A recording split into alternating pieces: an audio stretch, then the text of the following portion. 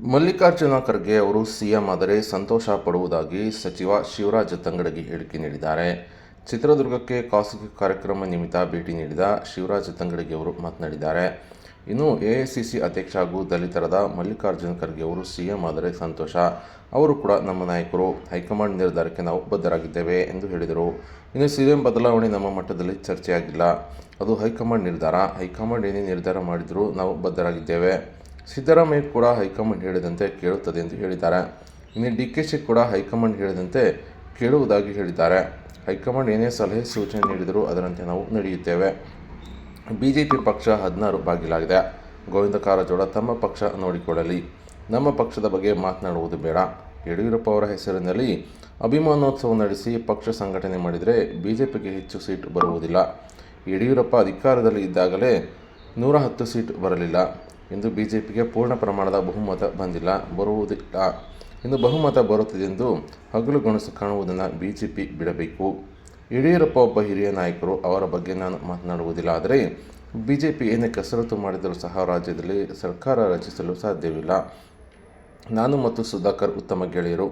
ಸುಧಾಕರ್ ಬೇಗ ಗುಣಮುಖರಾಗಿ ಬರಲಿ ಎಂದು ಪ್ರಾರ್ಥಿಸುತ್ತೇನೆ.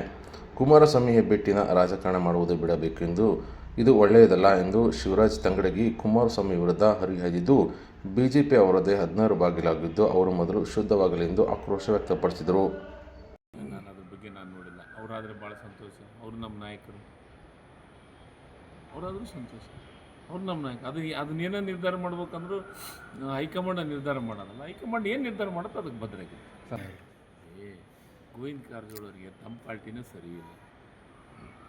ಗೋವಿಂದ ಕಾರಜೋಳ ಕೇಳೋಕ್ಕೆ ಇಷ್ಟಪಡ್ತೀನಿ. 16 ಬಾಗಿಲಾಗೈತಿ B J P. Govind Karjol ತಮ್ಮ ಪಕ್ಷ ತಾವು ನೋಡ್ಕೊಳ್ಳಾರ್ದ ನಮ್ಮ ಪಕ್ಷದ ಬಗ್ಗೆ ಏನು ಹೇಳೋಕ್ಕೆ ಸಾಧ್ಯ ಐತಿ ಗೋವಿಂದ ಕಾರಜೋಳ ಅವರು? ಯಡಿಯೂರಪ್ಪನವರು ಮುಂದಿಟ್ಕೊಂಡಲ್ಲ. ಯಡಿಯೂರಪ್ಪನವರು ಓಡಾಡೋ ಹೊತ್ತಿಗೆ 110ಕ್ಕಿಂತ ಹೆಚ್ಚು ಸೀಟ್ ಬಂದಿಲ್ಲ. ಇನ್ನು ಯಡಿಯೂರಪ್ಪರ ಹೆಸರು ಇಟ್ಕೊಂಡ್ರೆ 150 ಬಂದುಬಿಡ್ತಾವ. ಅವರು ಯಡಿಯೂರಪ್ಪನವರು ಸ್ವಂತ ಓಡಾಡಿದಾಗ 110 ಬಂದು ಪೂರ್ಣ ಪ್ರಮಾಣದ ಮೆಜಾರಿಟಿ ಬರಲಿಲ್ಲ.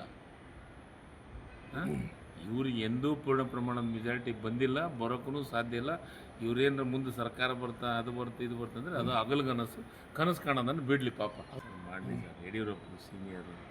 ಯಡಿಯೂರಪ್ಪರ ಬಗ್ಗೆ ನಾನು ಸಮೀಪದಿಂದ ಯಡಿಯೂರಪ್ಪನ ಚೆನ್ನಾಗಿ ಬಲ್ಲೆ ನೋಡಿದ್ದೀನಿ. ಯಡಿಯೂರಪ್ಪರ ಸೀನಿಯರ್ ಲೀಡರ್. ಅವ್ರ ಬಗ್ಗೆ ನಾನು ಮಾತಾಡೋಂಗಿಲ್ಲ. ಬಟ್ ಏನಂದರೆ ಇವರು ಎಂಥ ಕಸರತ್ತು ಮಾಡಿದ್ರು ಮತ್ತೆ ಈ ರಾಜ್ಯದೊಳಗೆ ಸರ್ಕಾರ ಬರೋಕ್ಕೆ ಸಾಧ್ಯ ಇಲ್ಲ. ಕಾಂಗ್ರೆಸ್ ಆರೋಗ್ಯದ ಬಗ್ಗೆ ಏನು ಸರಿ ನನ್ನ ಗೆಳೆಯ, ನನ್ನ ಆಪ್ತ, ನಾನು ಮಾತಾಡ್ತಾ ಇದ್ದೀನಿ. ನಾನು ಜೊತೆ ಮುಖ್ಯಮಂತ್ರಿಗಳು ಭೇಟಿ ಕೊಟ್ಟರು, ಉಪಮುಖ್ಯಮಂತ್ರಿಗಳು ಭೇಟಿ ಕೊಟ್ಟರು. ಅಲ್ಲಿ ಒಳಗಡೆ ಹೋಗೋಕ್ಕೆ ಯಾರನ್ನೂ ಬಿಡ್ತಾರೆ. ಸ್ವಲ್ಪ ಆರೋಗ್ಯ ಕಷ್ಟ ಆಗಿದೆ. ಆದಷ್ಟು ಬೇಗ ನನ್ನ ಗೆಳೆಯ, ನನ್ನ ಮಿತ್ರ ಗುಣಮುಖವಾಗಿ ಬರಲಿ ಅಂತ ದೇವರ ಹತ್ರ ಪ್ರಾರ್ಥನೆ ಮಾಡ್ತೀನಿ. ಹೆಬ್ಬೆಟ್ಟು ಒತ್ತಿಸ್ಕೊಳ್ಳೋಕ್ಕೋಸ್ಕರ ಅವ್ರನ್ನ ಸರಿಯಾಗಿ ಕುಮಾರಸ್ವಾಮಿಯವರು ಇಂಥ ರಾಜಕಾರಣ ಮಾಡೋದು ಬಿಡ್ಬೇಕ್ರಿ. ಒಳ್ಳೇದಲ್ಲ ಇದು. ಅವ್ರ ಆರೋಗ್ಯದ ಬಗ್ಗೆ ಮಾತಾಡಲಿ. ಸುಧಾಕರ್ ಒಬ್ಬ ನನ್ನ ಒಳ್ಳೆ ಗೆಳೆಯ. ಆತನ ಆರೋಗ್ಯದ ಬಗ್ಗೆ ಮಾತಾಡಲಿ. ಅವ್ರ ಫ್ಯಾಮಿಲಿಗೆ ಸಾಂತ್ವನವನ್ನು ಹೇಳುವಂಥ ಕೆಲಸವನ್ನು ಮಾಡಲಿ. ಅವರಿಗೆ ಧೈರ್ಯ ತುಂಬಿಸುವಂಥ ಕೆಲಸವನ್ನು ಮಾಡಲಿ. ಅದನ್ನು ಬಿಟ್ಟು ಹೆಬ್ಬೆಟ್ಟು ಹಚ್ಚಂತಾರ, ಹಸ್ತ ಹಚ್ಚಂತಾರ.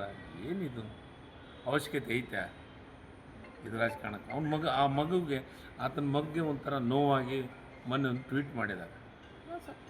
ಸರ್, ಈಗ ಕಷ್ಟದಾಗಿದ್ದವರಿಗೆ ಸಾಂತ್ವನ ಹೇಳೋದೈತಲ್ಲ, ಅದು ಒಂದು ದೊಡ್ಡ ಶಕ್ತಿ. ಆ ಕೆಲಸವನ್ನು ಮಾಡಲಿ ಕುಮಾರಸ್ವಾಮಿ ಸರ್. ಯಾರು ಪುಡಾರಿಗಳಂತಂದು ಕೇಸ್ ತೆಗ್ಸಿದ್ರೆ ಗೊತ್ತಾಗುತ್ತೆ.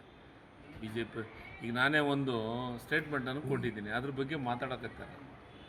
ಯಾರ್ಯಾರು ಪುಡಾರಿತನ ಮಾತಾಡ್ತಾರೋ ಅನ್ನೋದು ನನಗೆ ಚೆನ್ನಾಗಿ ಗೊತ್ತಿದೆ. ಅಂದರೆ ಅಮಿತ್ ಶಾ ಬರೋದು ನಾವು ತಡೆಯೋರು ನಾವು ಯಾರು? ಅವ್ರ ಪಾರ್ಟಿ ಒಳಗೆ ಮೊದಲು ಅವರು ಸುದ್ದಿ ಇರಲಿ. ಅವ್ರದ್ದು 16 ಬಾಗಿಲೈತೆ.